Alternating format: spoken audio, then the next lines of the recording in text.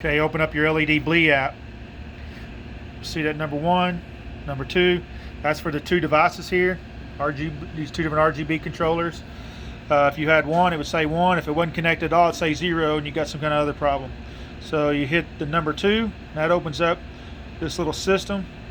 You go down here where it says Add New Group. We're going to call one SPA, S-P-A, confirm. Then we're going to add new group again. We're going to name this one Pool. You can also do this with multiple boat lights. In this particular case, you can just hook up multiple controllers to do this, but most people are going to do the two. So hit SPA, hit Add Device. We're going to pick one.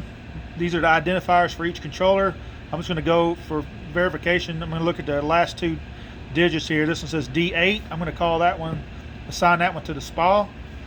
The Pool, Add Device. There's D8, that was for the SPA. We're going to go to CC, hit confirm. It shows Pool one device, SPA one device. So you want to control them separately. You hit SPA, control, slide that over. And there, your SPA is working on. I got this light upside down because it's so bright, but there's that controlling the other one. You want to go back and control the other light. Hit that, go back to Pool. Let's go back to SPA real quick. Turn that off. So power's turned off to that light. We're going to go to Pool. Hit control. And there it is on this other light over here. That's hypothetically your pool light. So that's how you can control them separately. Just color wheel, does all the different things.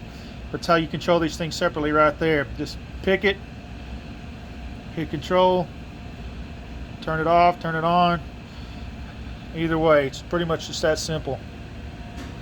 All right, that's it.